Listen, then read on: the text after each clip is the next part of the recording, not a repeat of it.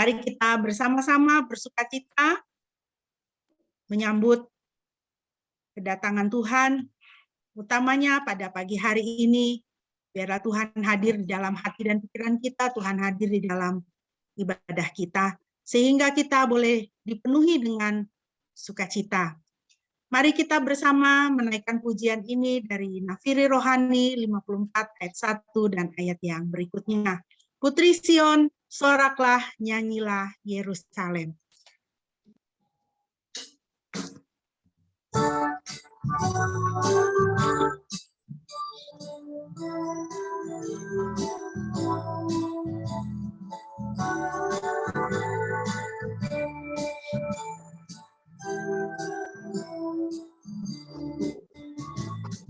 Putri Sion, soraklah,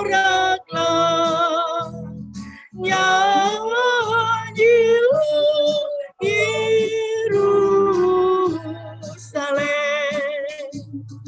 sambut Dia anaknya, pemberi damai sejahtera.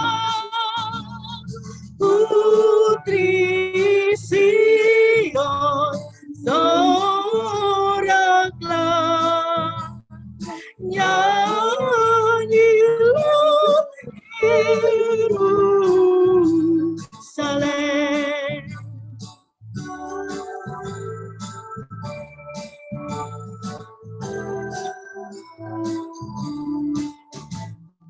Putri Sion, bangunlah, sambut Yesus padamu, sembah Dia dan sujud. Nyanyikanlah pujian, Putri Sion, soraklah, sambut Yesus padamu.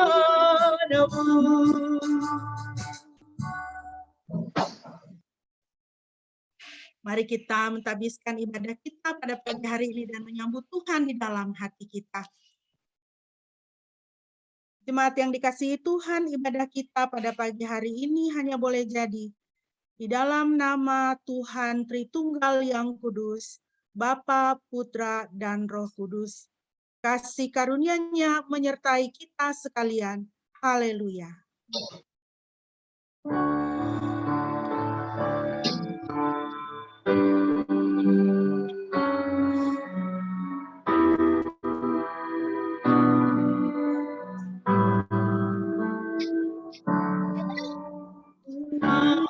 Haleluya, haleluya, haleluya,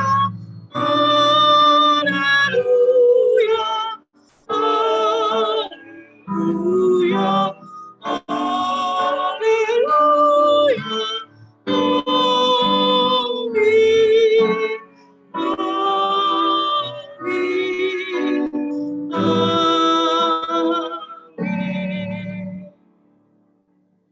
Firman Tuhan yang menjadi nats pembimbing kita pada pagi hari ini terambil dari Yesaya 41 ayat 14 dan ayat 15.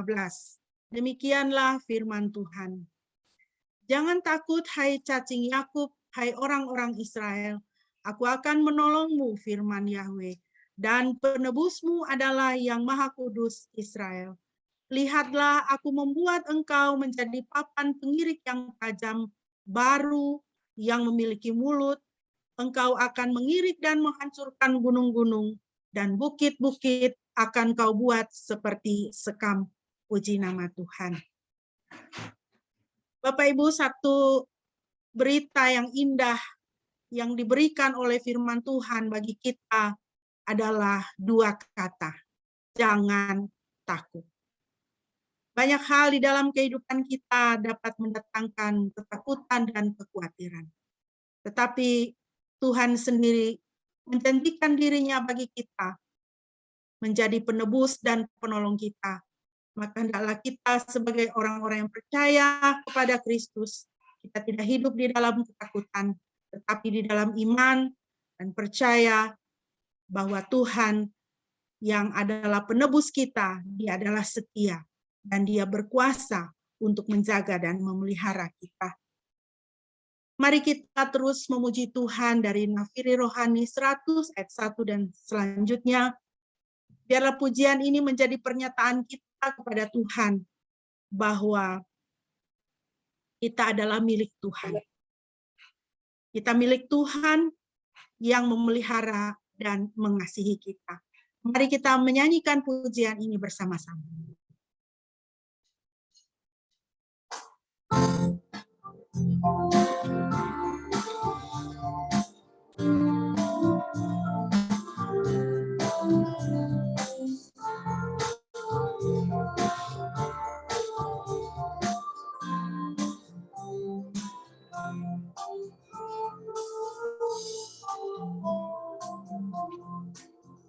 Aku milikmu ya Yesus Tuhan, ku dengar suaramu.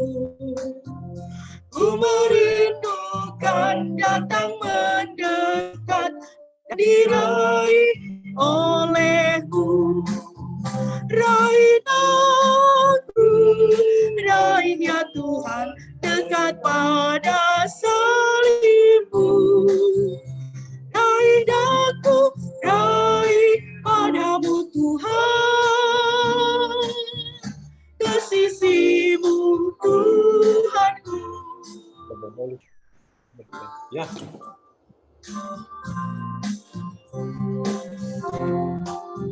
Sungguh indahnya walau sejenak besertamu Tuhanku.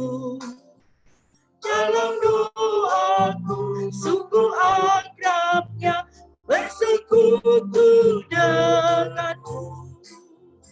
Raih aku, raih ya Tuhan, dekat pada salibmu. Raih aku, raih padamu Tuhan, ke sisimu Tuhanku. Raih aku, raih ya Tuhan, dekat pada salibmu. Raih aku, raih padamu Tuhan, ke sisimu Tuhanku. Puji nama Tuhan. Bapak Ibu, mari kita kembali memuji Tuhan dengan membaca dari Yesaya 41 ayat 8 sampai dengan ayat yang ke-10. Yesaya 41 ayat 8 sampai ayat 10. Mohon kesediaan Shine bisa membacakan untuk kita. Yesaya 41 ayat 8 sampai 10. Tunggu sebentar.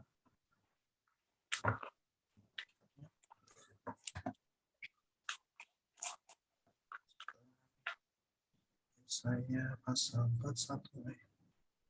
Namun engkau, hai Israel, hambaku, Yakub, yang sudah aku pilih, benih sahabatku Abraham, yang telah aku teguhkan dari ujung-ujung bumi, dan aku telah memanggil kamu dari penjuru-penjurunya, dan aku berkata kepadamu, kamulah hambaku, aku telah memilihmu dan tidak menolakmu. Jangan takut, karena aku bersamamu. Jangan memandang sekitar, karena akulah Elohimmu. Aku akan menguatkanmu, ya. Aku akan menolongmu, ya. Aku akan menopangmu dengan tangan kanan kebenaranku. Sudah.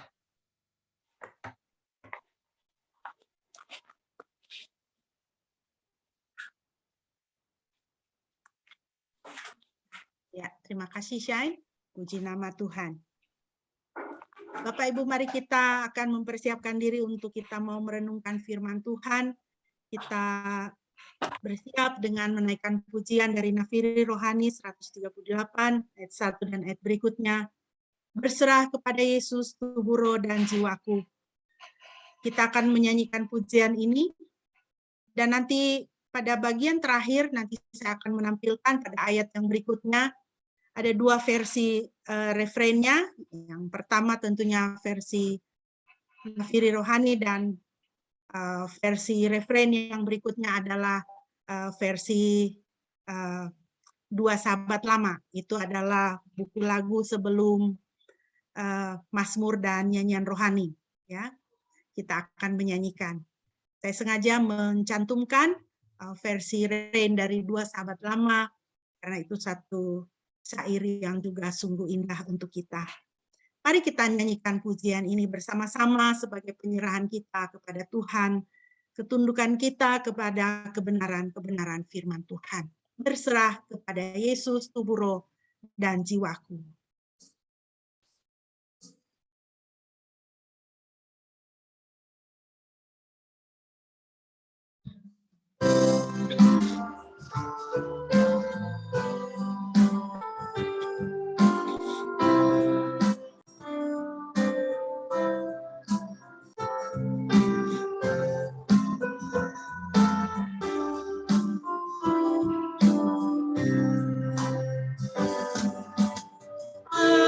Berserah kepada Yesus, tubuh, roh, dan jiwaku.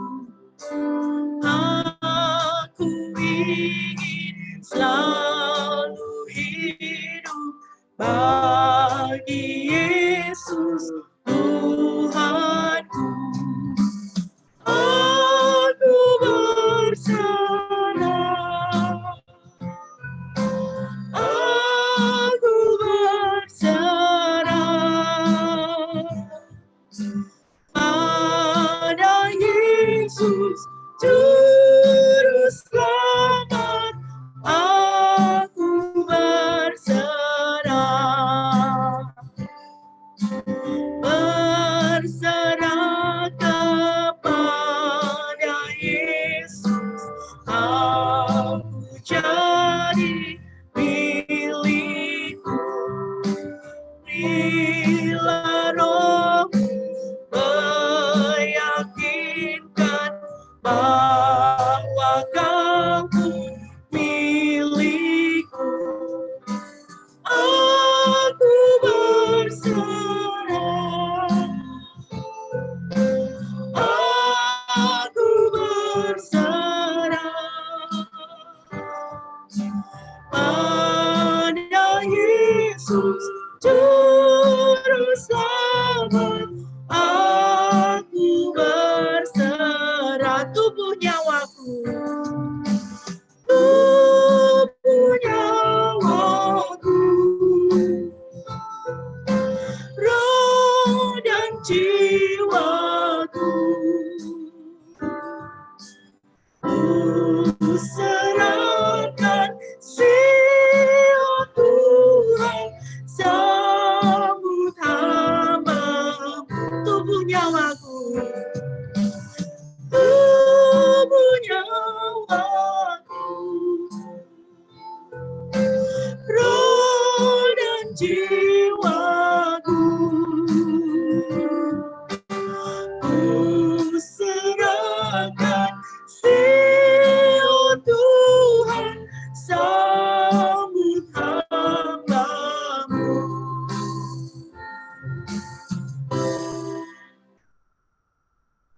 Tubuh, nyawaku, roh dan jiwaku.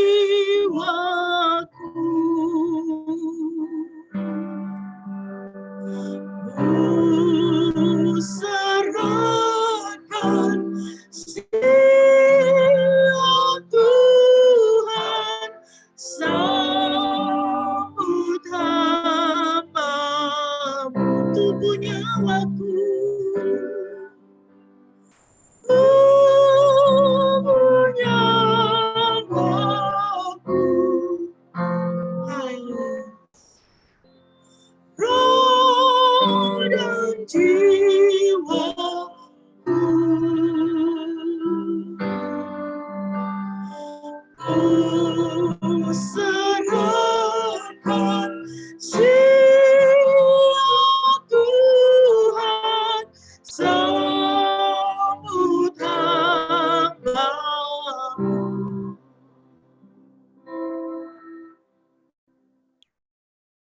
Rombongan inilah kami di hadapan hadirat-Mu Bapa.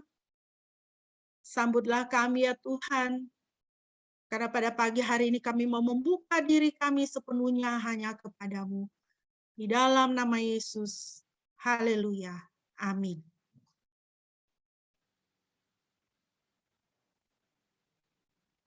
Bapak Ibu yang dikasihi Tuhan, pada pagi hari ini pembacaan firman Tuhan terambil dari Injil Matius pasal yang kelima, pasal 25 maksud saya. Matius 25 ayat 1 sampai dengan ayatnya yang ke-13. Matius 25 ayat 1 sampai dengan ayatnya yang ke-13.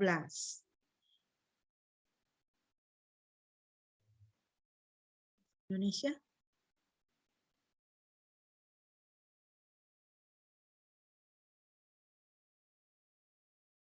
Demikianlah firman Tuhan. Kerajaan surga seumpama 10 gadis yang membawa pelita-pelitanya dan keluar untuk menyambut mempelai pria. 5 dari mereka adalah bijaksana dan 5 lainnya bodoh. Mereka yang bodoh membawa pelitanya namun tidak membawa minyak bersamanya. Tetapi yang bijaksana membawa minyak di dalam buli-buli mereka bersama pelita-pelita mereka. Ketika mempelai pria terlambat datang, mereka semua mengantuk, bahkan mulai tidur. Pada tengah malam ada teriakan, "Lihat, mempelai pria datang." Keluarlah menyambutnya. Maka terbangunlah semua gadis itu dan mereka mempersiapkan pelita mereka. Lalu yang bodoh berkata kepada yang bijaksana, "Berikanlah kepada kami minyak dari milikmu, karena pelita kami hampir padam." Tetapi yang bijaksana menjawab dengan mengatakan, "Jangan-jangan tidak cukup untuk kami dan untuk kamu. Lebih baik pergilah kepada penjual minyak dan belilah untuk dirimu." Sementara mereka pergi untuk membeli, datanglah mempelai pria itu dan mereka yang telah siap masuk bersamanya ke dalam pesta pernikahan, lalu pintu pun ditutuplah. Sudah itu, datanglah pula gadis-gadis yang bodoh itu dan berkata, "Tuan, Tuan, bukakanlah pintu bagi kami." Namun ia menjawab dan berkata, "Sesungguhnya aku berkata kepadamu, aku tidak mengenal kamu. Oleh karena itu berjaga-jagalah, karena kamu tidak mengetahui hari dan saatnya ketika Anak Manusia datang." Yang berbahagia adalah setiap kita yang mendengar dan menjadi pelaku firman Tuhan. Amin.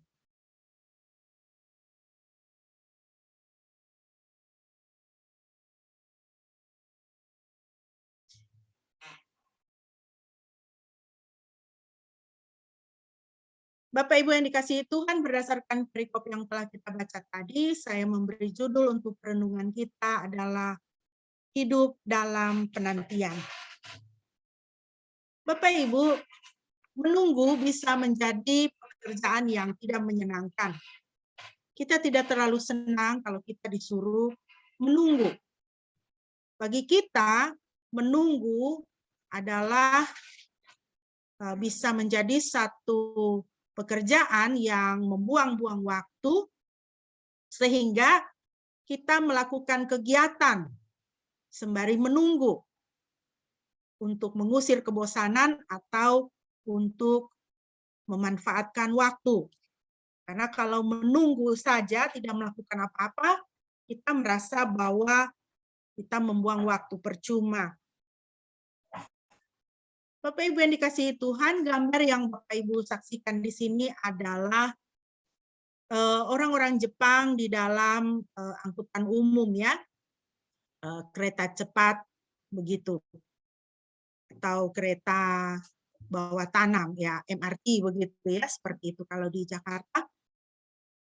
Dan kita lihat di gambar ini hampir semua mereka di dalam kereta itu sambil melakukan perjalanan mereka membaca buku. Mereka menanti tiba di stasiun berikutnya dengan membaca buku. Mereka mengisi waktu dengan membaca buku. Dan menurut beberapa tulisan, kebiasaan membaca buku ini adalah salah satu hal yang memberi kontribusi untuk kemajuan daripada bangsa Jepang. Mereka tidak membuang-buang waktu, mereka mengisi waktu dengan membaca buku. Dan di gambar yang berikut ini juga Bapak Ibu bisa melihat pemandangan yang serupa. Kita lihat di sini adalah anak-anak Jepang, remaja-remaja, kita tidak tahu mereka sedang menunggu apa, tetapi yang kita tahu, kita bisa lihat di sini bahwa sambil menunggu, mereka membuka buku dan membaca. Ini adalah pemandangan yang sangat umum di Jepang. Ya. Kalau anak-anak kita atau kita disuruh menunggu, kita pasti langsung nomor satu meraih handphone, ya, meraih gadget kita, ya, bukan meraih buku, ya. Tetapi anak Jepang langsung meraih buku untuk membaca, dan ini adalah kegiatan yang sangat baik yang mereka lakukan. Bapak Ibu, perikop yang kita baca dari Matius 25 tadi, ayat 1 sampai dengan ayat yang ke-13, kita membaca satu perumpamaan mengenai 10 orang gadis yang bijak dan 10 orang gadis yang bodoh. 5 gadis yang bijak dan 5 gadis yang bodoh. Mereka bersepuluh sama-sama sedang menunggu. Mereka sama-sama sedang menunggu kedatangan mempelai pria. Saya tidak ingin terlalu dalam untuk membahas konteks daripada perikop ini, tetapi saya mau mengajak kita untuk meneladani para gadis bijak dalam hal menunggu apa yang mereka lakukan. Kita sekarang ini sedang dalam minggu-minggu Advent. Minggu Advent artinya minggu penantian, di mana kita akan bersama-sama mempersiapkan diri untuk menyambut dan merayakan hari Natal. Dalam hari-hari Advent ini apa yang akan kita lakukan untuk kita mengisi? Jangan kita membiarkan hari-hari di dalam minggu Advent ini berlalu biasa saja begitu, ya. Tetapi sebenarnya sejak minggu Advent pertama kita sudah memasuki masa raya Natal, dan kita harus melakukan sesuatu di dalam 4 minggu ini. Mari kita meneladani para gadis bijak di dalam masa penantian mereka. Yang pertama, Bapak Ibu, adalah hidup bijaksana. Kita bisa meneladani mereka dengan hidup bijaksana. Secara mudahnya, apa itu hidup bijaksana? Bagaimana kita hidup bijaksana? Ya, secara mudahnya itu kita membuat pengaturan-pengaturan, itu saja. Ya. Kelima gadis yang bijaksana membuat pengaturan dengan memastikan persediaan minyak mereka. Itu kita bisa baca di dalam ayat yang keempat yang tadi kita sudah baca bersama. Ya. Bapak Ibu, di dalam hidup kita, hidup ini memerlukan pengaturan. Banyak hal, banyak aspek dalam hidup kita yang harus diatur. Ya. Semuanya itu ada peraturannya, harus ada aturannya. Di dalam pekerjaan misalnya, ya, kita harus mengatur pekerjaan kita. Ya. Hari ini saya harus menyelesaikan apa, besok saya harus menyelesaikan apa. Saya harus bekerja ke kantor atau muncul di tempat pekerjaan, kalau sekarang muncul di Zoom, ya, misalnya begitu, ya, harus tepat waktu. Ya, misalnya, itu pengaturan-pengaturan dalam pekerjaan.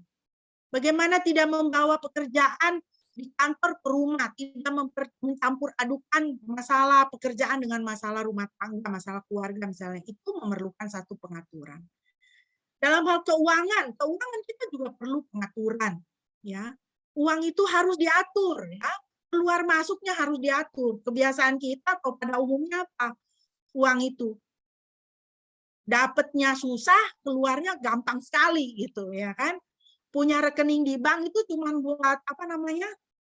buat transfer aja, nggak ada uangnya yang menetap di situ. Itu kan masalah kita gitu ya, masalah kita pada umumnya. Nah, jadi kita harus mengatur uang kita supaya bagaimana kita bisa menabung kah, kita bisa punya simpanan kah, begitu ya. Kita bisa punya dana darurat kah dan sebagainya. Jadi itu harus diatur. Di dalam keluarga juga harus ada aturannya, ya. Harus ada pengaturan-pengaturan di dalam keluarga. Ya, kalau di dalam keluarga tidak ada aturan, ini keluarga bisa kacau balau. Ya, misalnya kita mengajari anak-anak kita sopan santun, bagaimana beretika, bagaimana di meja makan, siapa yang harus cuci piring, tugas siapa untuk buang sampah, misalnya begitu kan. Siapa yang menyapu, siapa yang mengepel, itu semua ada aturan-aturannya.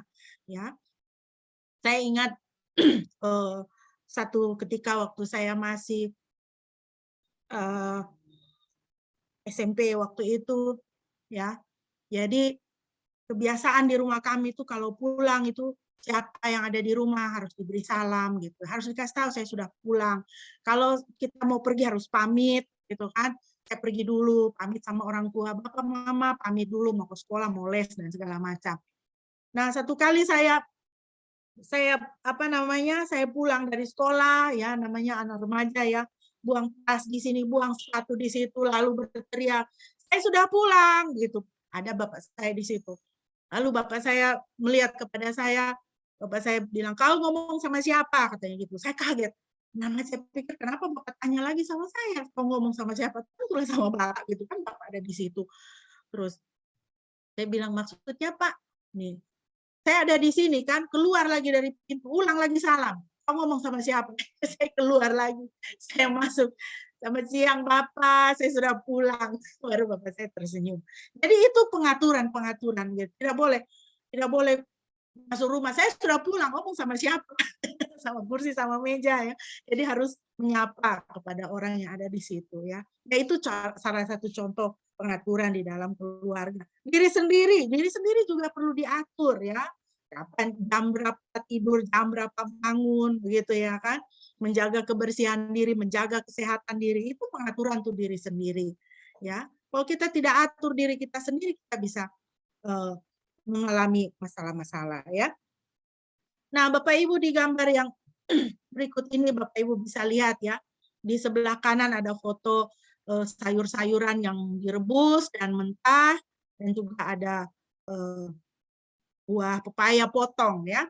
Nah, ini adalah pengaturan yang saya buat untuk diri saya sendiri, terutama sejak 2-3 bulan terakhir ini ya, untuk kesehatan ya. Jadi harus lebih banyak makan sayur ya. Kalau bisa sebaik mungkin ya tidak diolah ya, karena kalau sudah diolah sayur ini kita masak kan, kita kasih garam lah, gula, micin lah, segala macam begitu yang tidak terlalu dibutuhkan oleh badan kita, kemudian malah menjadi menjadi racun ya di dalam tubuh kita ya. Makan makanan yang raw, mentah begitu ya. Kalau jangan direbus, dikukus ya supaya nutrisinya tetap ada. Kalau mau dimasak ya, tidak, kalaupun direbus tidak usah terlalu lama supaya bisa tetap segar. Ini pengaturan yang saya buat untuk diri saya. Hidup sehat itu tidak susah Bapak Ibu. Yang susah itu kalau sakit, itu susah ya. Jadi saya mengatur diri saya, minimal saya harus makan seperti ini setiap hari, harus ada buah ya, sayur. Kan ini kan hal-hal makanan yang mudah sekali dan murah untuk didapatkan. Kita memerlukan uang yang banyak ya. Dan juga kalau Bapak Ibu lihat gambar di sebelah kanan, ini adalah contoh family rules ya, aturan di dalam keluarga ya. Saling menolong, berbagi, melakukan yang terbaik ya. Tertawa, bersyukur, menunjukkan belas kasihan, bersukacita, saling mengasihi ya. Respect satu sama lain, menghormati ya. Jangan kita kalau sama teman baik, kalau sama saudara maunya berkelahi saja begitu ya. Jangan begitu. Kita di dalam keluarga harus ada aturan, harus menghormati. Ya, keep your promise ya. Tepati janji. Kalau janji sama adik sama kakak untuk bantu, janji bantu ditepati ya. Bersyukur, gunakan kata-kata yang baik ya. Jangan itu Kalau sama Pak Guru, Bu Guru di luar, ya iya Pak, iya Bu. Kalau di rumah dipanggil Mama, iya, apa sih Mama? Hebat ya. Coba kita lihat ya di keluarga kita masing-masing ya.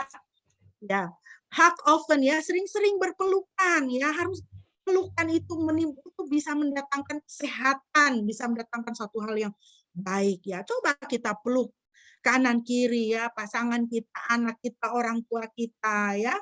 Jangan merasa risih, apa sih ini Mama nih peluk-peluk, udah gede masih dipeluk-peluk. Dipeluk saja tidak apa-apa ya. Jadi seperti itu ya. Jadi dalam hidup kita ada aturan-aturan ya, perlu pengaturan-pengaturan.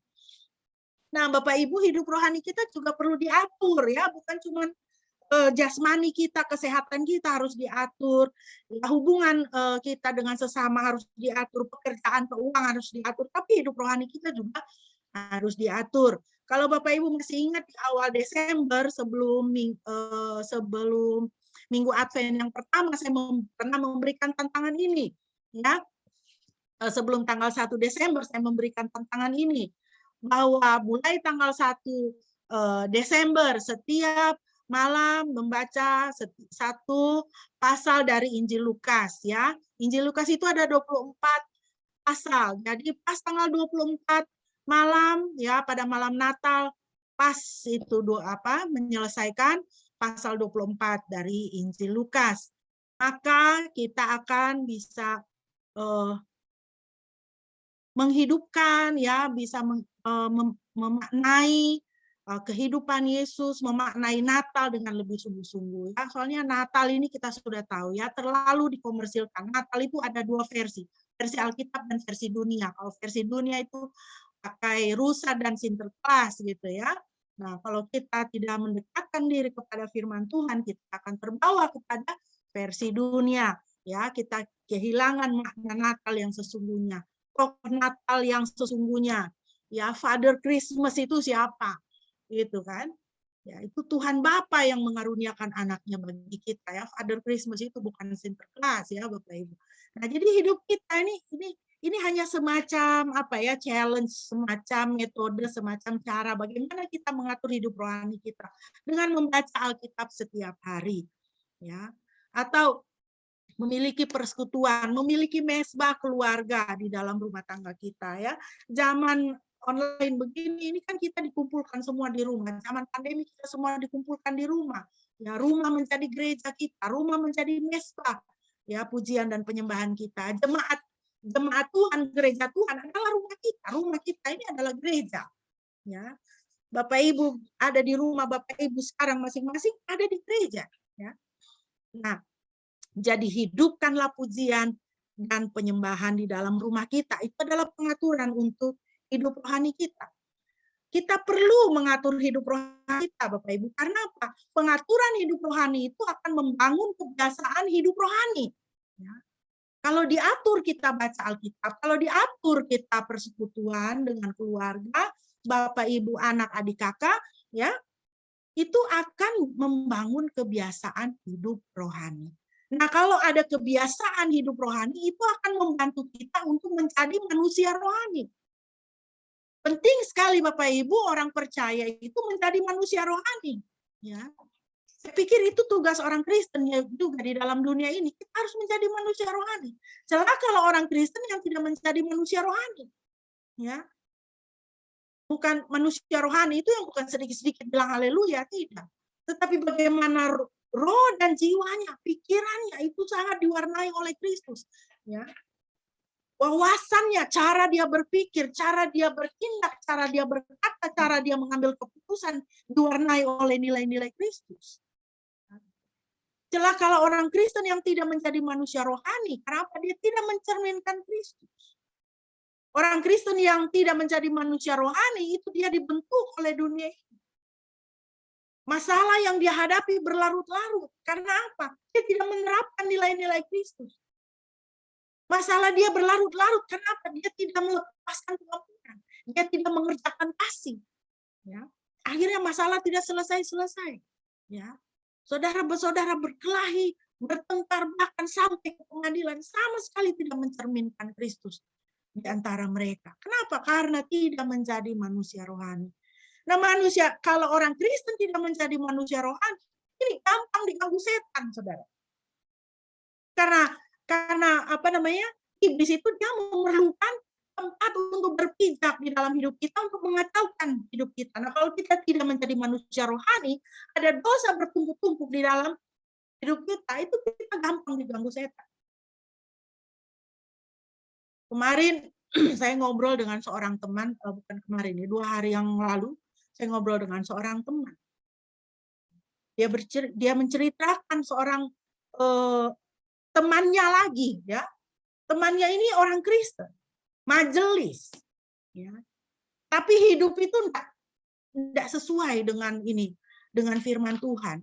Di gereja itu terkenal sebagai troublemaker, orang tidak senang sama dia.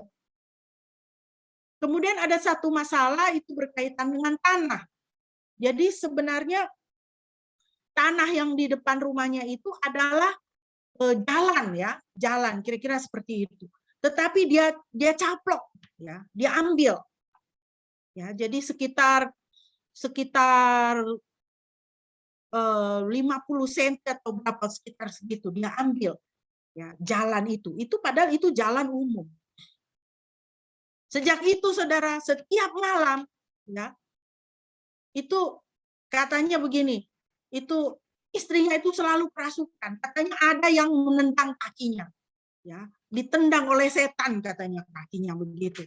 Kenapa ya, Bu? Kata teman saya gitu kan. Apa mungkin karena itu ya, karena dia merampas jalan itu katanya gitu.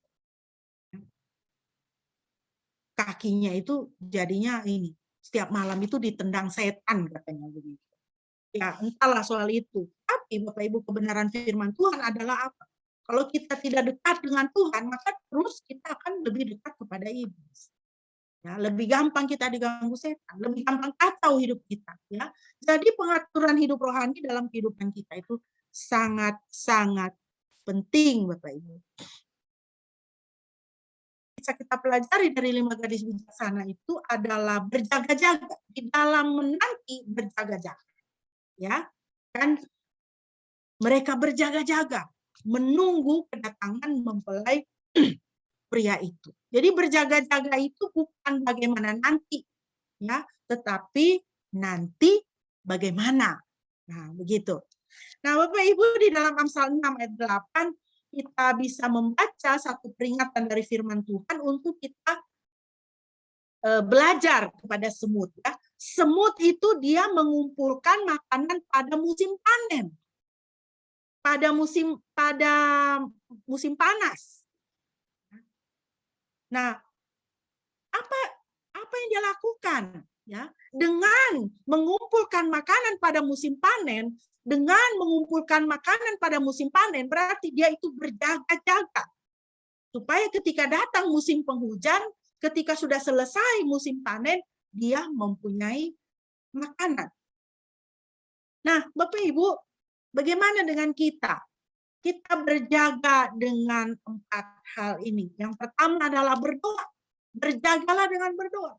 Berjagalah dengan mengendalikan pikiran, perkataan, dan perbuatan. Ya. Berjagalah dengan beriman. Berjagalah dengan mengucap syukur. Masa-masa Advent ini adalah masa-masa kita untuk berjaga. Berarti apa? Masa-masa untuk kita lebih banyak berdoa. Masa-masa untuk kita mengendalikan pikiran. Ya.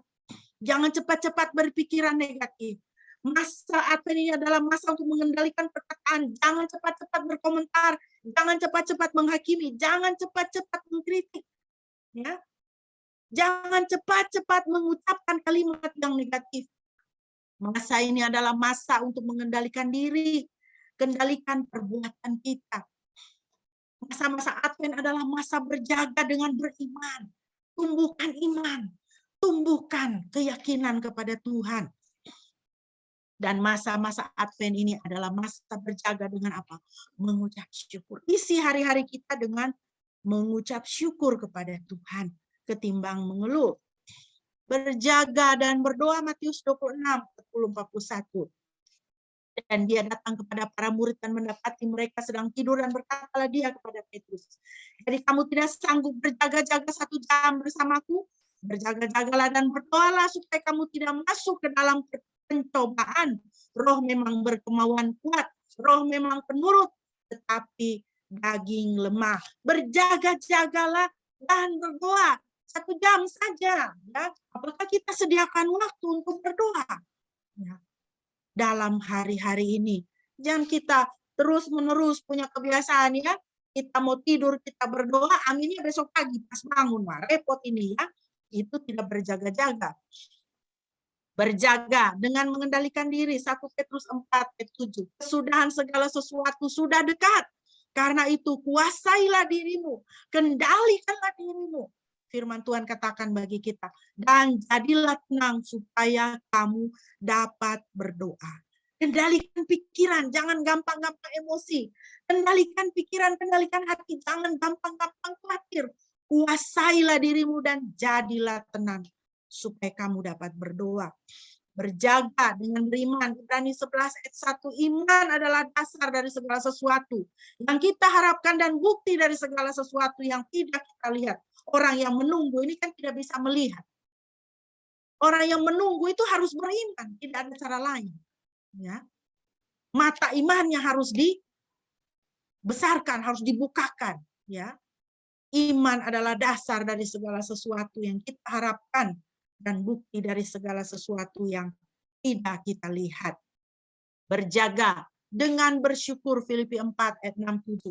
Janganlah mengkhawatirkan apapun, sebaliknya biarlah permintaan-permintaanmu diketahui oleh Elohim dalam segala hal dengan doa dan permohonan disertai ucapan syukur, dan damai sejahtera Elohim yang melampaui segala pikiran akan menjaga hatimu dan akalmu di dalam Kristus Yesus. Orang yang sedang menunggu itu kan gampang pikirannya kemana-mana, ya kan? Gampang pikirannya jadi negatif, gampang pikirannya jadi khawatir. Firman Tuhan katakan jangan khawatir akan apapun juga. Ya. Biarlah permintaan-permintaanmu diketahui oleh Tuhan dalam segala hal dengan doa, permohonan, dan ucapan syukur. Ketika pikiran kita sudah mau lari kemana-mana, sudah pikir yang aneh-aneh, sudah pikir yang negatif-negatif, ya. Firman Tuhan katakan berdoa.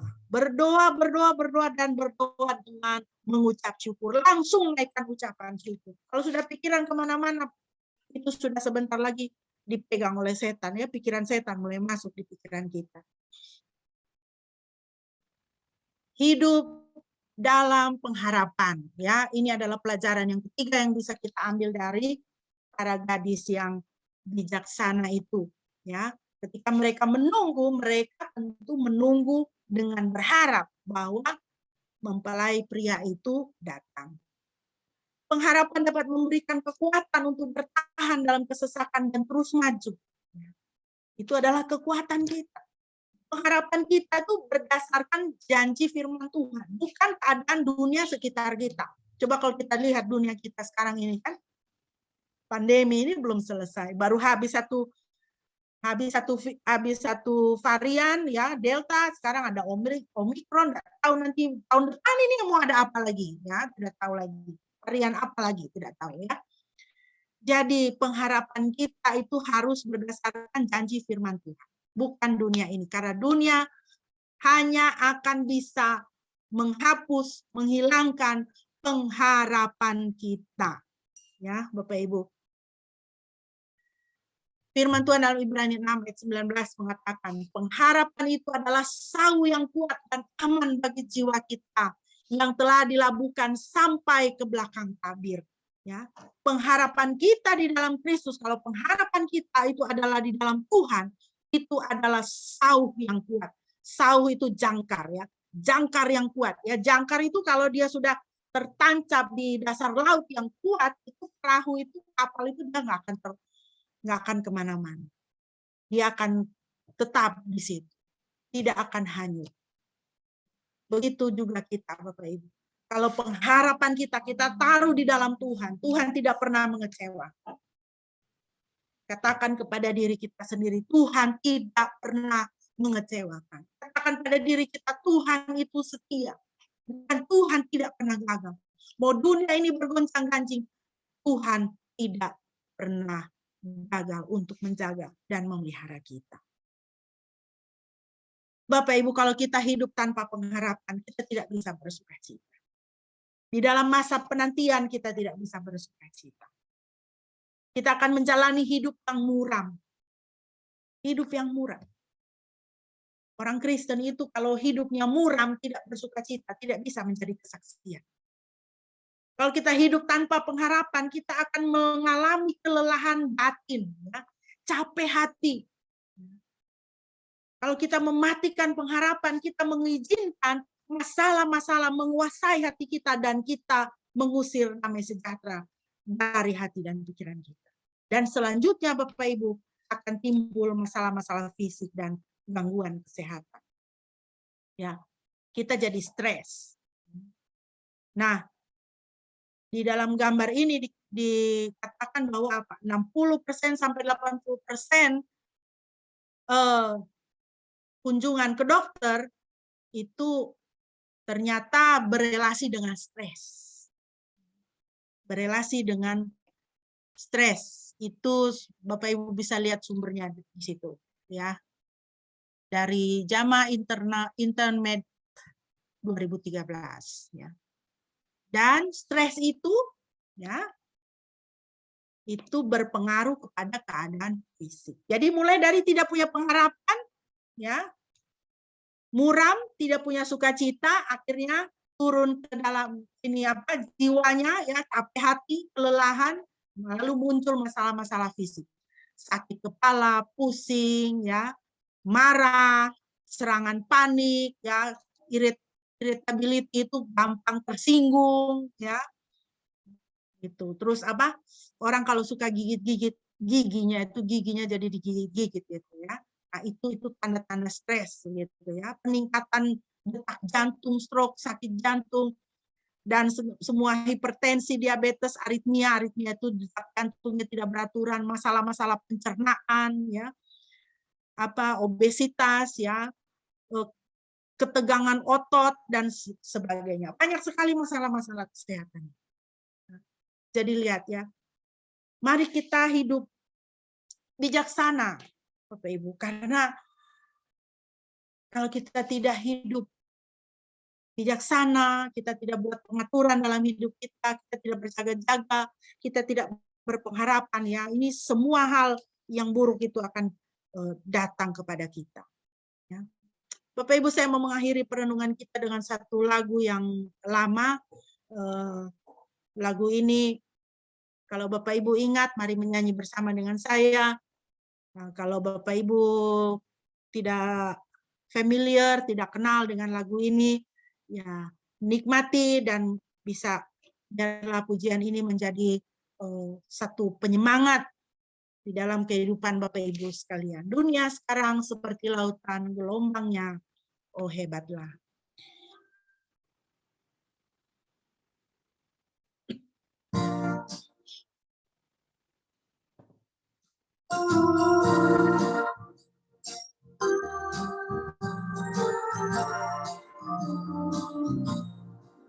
Dunia sekarang seperti lautan, gelombangnya, oh hebatlah, tapi umat tebusanmu hidup dalam kemenangan.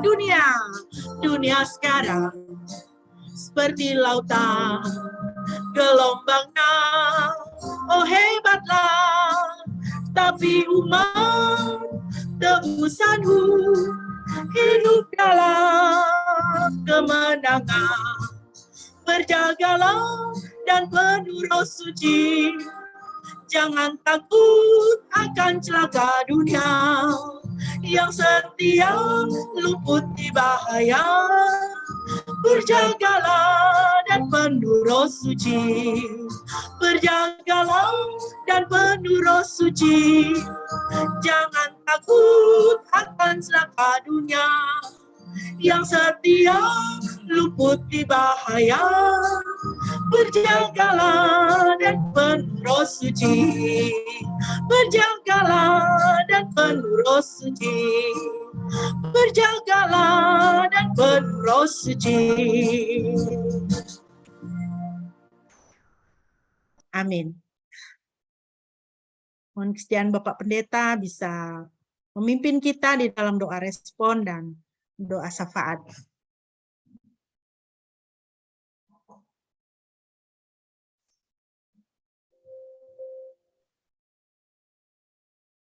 Mari kita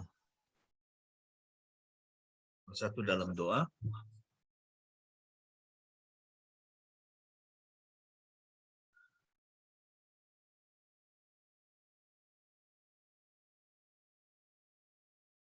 Bapa di surga, terima kasih buat firman-Mu. Kami bersyukur, kami diingatkan untuk senantiasa berjaga-jaga, seperti para gadis yang bijaksana, oleh karena kami tidak tahu kapan Tuhan Yesus akan datang kembali, tetapi Engkau pasti akan datang kembali.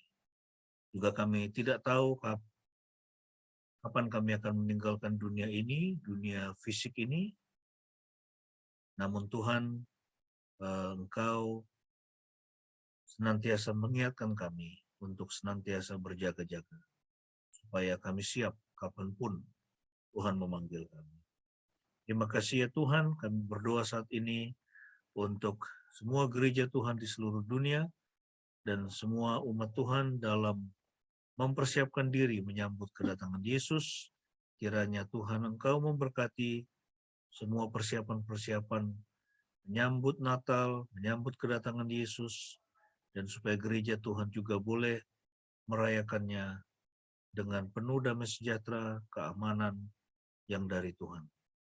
Kami berdoa juga saat ini untuk pemerintah kami, Tuhan berkati, supaya semakin baik lagi di dalam mengelola ekonomi, mensejahterakan rakyat Indonesia, dan juga di dalam mengatasi pandemi COVID-19 ini, sehingga situasi semuanya akan kembali normal. Kami berdoa saat ini untuk orang-orang tua kami dalam masa tua mereka. Tuhan berikanlah kesehatan, berikanlah sukacita dan damai sejahtera di dalam hati dan pikiran mereka. Dan juga kami berdoa untuk semua anak-anak kami yang hari-hari ini sedang menghadapi ujian-ujian akhir semester. Tuhan berikanlah hikmat kepada mereka, sehingga mereka dapat belajar dengan baik, mempersiapkan diri dengan baik, dan menghadapi ujian-ujian akhir semester di dalam hikmat-Mu. Kami serahkan hidup kami semua, pribadi lepas pribadi, berkati Tuhan pekerjaan kami, berkati Tuhan keluarga kami.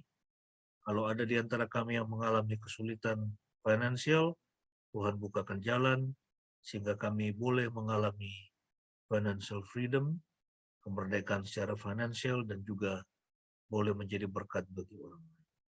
Terima kasih Tuhan Yesus.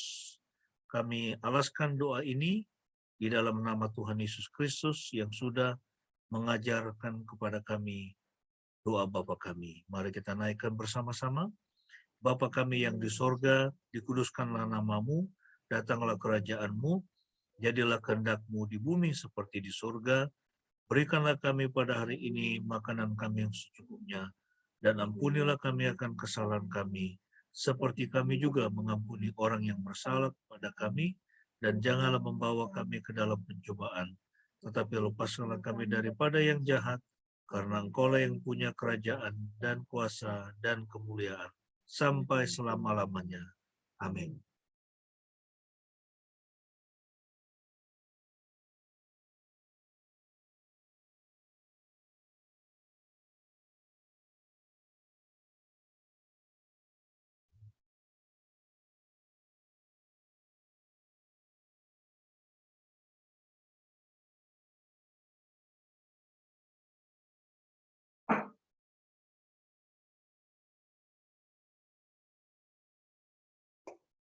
Bapak Ibu yang dikasihi Tuhan, mari kita bersama-sama mengucapkan pengakuan iman kita di hadapan Tuhan, dan sesama marilah kita berkata demikian. Aku percaya kepada Yahweh Bapa yang Maha Kuasa, Khalik langit dan bumi, dan kepada Yesus Kristus, anaknya yang tunggal, Tuhan kita, yang dikandung dari Roh Kudus, lahir dari anak darah Maria, yang menderita sengsara di bawah pemerintahan Pontius Pilatus, disalibkan, mati, dan dikuburkan, turun ke dalam kerajaan maut. Pada hari yang ketiga bangkit pula dari antara orang mati. naik ke surga, duduk di sebelah kanan Yahweh, Bapa yang Maha Kuasa, dan akan datang dari sana untuk menghakimi orang yang hidup dan yang mati.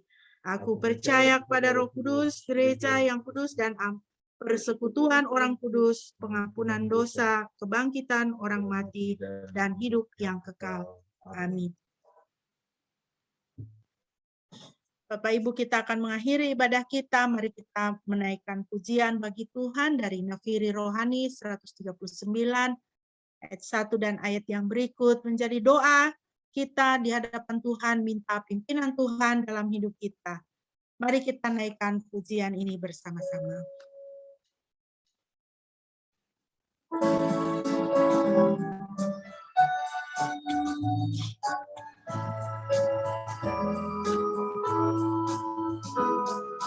Tuhan pimpin anakku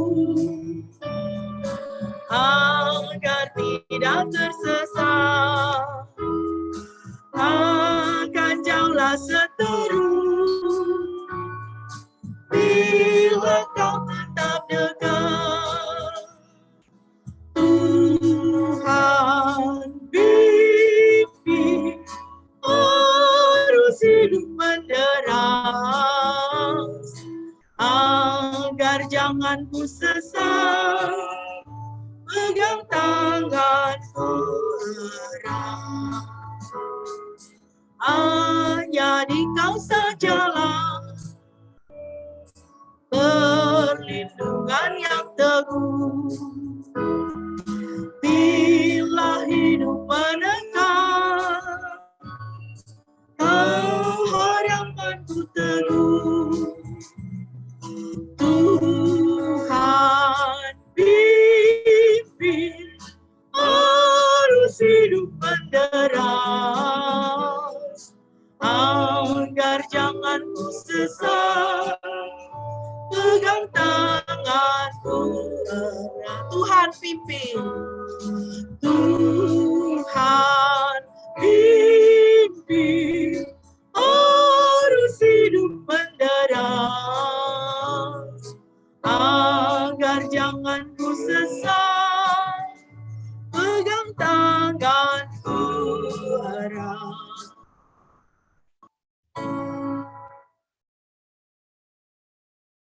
Bapak Ibu yang dikasihi Tuhan, masukilah minggu yang baru bersama Tuhan, biarlah Dia memimpin dan menuntun langkahmu. Terimalah berkat Tuhan. Yahweh memberkati engkau dan memelihara engkau. Yahweh membuat wajahnya bersinar atasmu dan bermurah hati kepadamu. Yahweh menghadapkan wajahnya kepadamu dan memberi engkau damai sejahtera.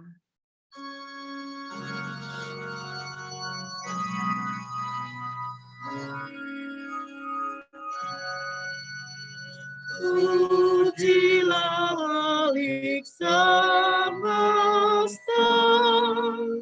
sumber segala kurnia, surga dan bumi puji terus. Sang Bapa, Putra, Roh Kudus.